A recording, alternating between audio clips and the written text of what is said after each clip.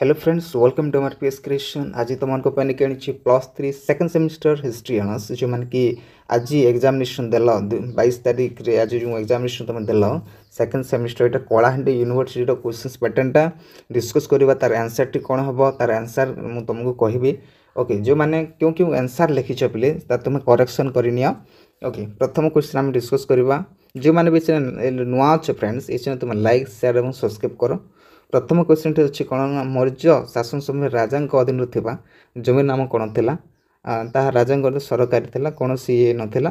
Okay next question कौन अच्छे देखा जोटा कि सम्राट कौन से। ओके नेक्स्ट क्वेश्चन देखा उद्धार कर उद्धारदाता कि मुक्तिदाता उपाधि डेक्स को मिलता क्या मिलता फिर तार आंसर टी हो तुम चंद्रगुप्त मौर्य को मिलता मुक्तिदाता उपाधि। नेक्स्ट क्वेश्चन देखा चतुर्थ बौद्ध सम्मिलनी टैक्स राजा राजत्व समय अनुष्ठित होता बोली आंसर टी हो कनिष्क कनिष्क समय होता आम डिस्कस करूँ मो भिडियो अपलोड कर देखी तुम्हें। ओके नेक्स्ट क्वेश्चन देखा पुरातन जुगरे डेक्स कर टंका नगद आकार आदाय करा क्यों आकार आदाय करा। ओके कैश ताकू जो आम टंका आकार कि अन्य आकार दि जाऊला सरकार को सो कौन ताकू कौन कहला काइंड्स काइंड कि कैश भाव कहला कलेक्शन करा।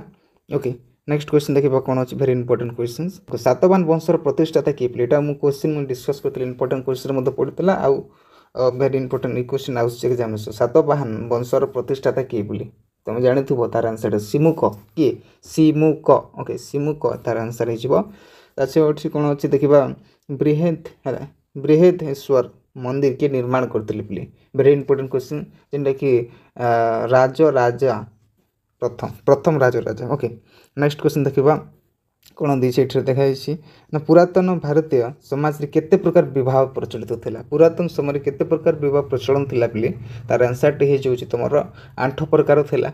ओके 8 प्रकार थिला टू इंट्रोड्यूस गुप्त इरा। ओके गुप्त इरा किए इंट्रोड्यूस करते किए प्रचलन करते गुप्त इरा तार आंसर है चंद्रगुप्त है प्रथम चंद्रगुप्त। ओके मन रख प्रथम चंद्रगुप्त जो मैंने प्रथम चंद्रगुप्त लिखी राइट आंसर है यहाँ। ओके नेक्स्ट डेक्स इज कॉल्ड एज द कविराज कवि किए उपाधि पाई कविराज तार आंसर हो समुद्रगुप्त पिली। ओके समुद्रगुप्त को कविराज बोली कहुए। ओके नेक्स्ट क्वेश्चन देखिए बैठे कौन अच्छी गौतम बुद्धंकर प्रथम बाणी प्रचार को कौन कहुए जो प्रथम बाणी प्रचार करागला ताकू कौन कहगला ताकू धर्मचक्र प्रवर्तन कहगला पिली। ओके धर्मचक्र प्रवर्तन कहगला क्यों कलिंग राजा जैन धर्म को प्रसिद्ध करते बोली भेरी इंपोर्टेंट और भेरी नेसेसरी थिंग यहाँ बहुत जाना आवश्यक। ओके क्यों कलिंग राजा जैन धर्म को प्रसिद्ध करते सेटा हूँ तुम आंसर हो खारबेल पिली आंसर टी हो खारबेल। ओके अच्छी ना क्यों गुंफा बौद्ध चित्रकला प्रसिद्ध जोटा कि मुझे कहती अजंता अजंता वेलोरा कहते तो अजंता गुंफा जोटा कि प्रसिद्ध। ओके नेक्स्ट क्वेश्चन देखा कौन अच्छी यहाँ तुम 1 मार्क सरीगला 2 मार्क क्वेश्चन केमती आई देखा एग्जामिनेशन फिर 2 मार्क क्वेश्चन आई कौन अच्छी ना क्यों दुईटी परिस्थिति विषय परिचय शहरीकरण पर सहायता होता जोटा answer state formations and expansion of agriculture उपरे जो एग्रीकल्चर उपरे बोर्ड तार शहरीकरण होता। ओके नेक्स्ट क्वेश्चन कौन अच्छी ना लिंग लिंग तो तुम जान जोटा कि सो अशोक है अशोक अनुशासन शिलालेख गुड़िक क्यों भाषा और लिपिर व्यवहार करते भेरी इंपोर्टेंट क्वेश्चन ये क्वेश्चन मुझे कही डिस्कसन कहते जोटा कि प्रकृति भाषा बोली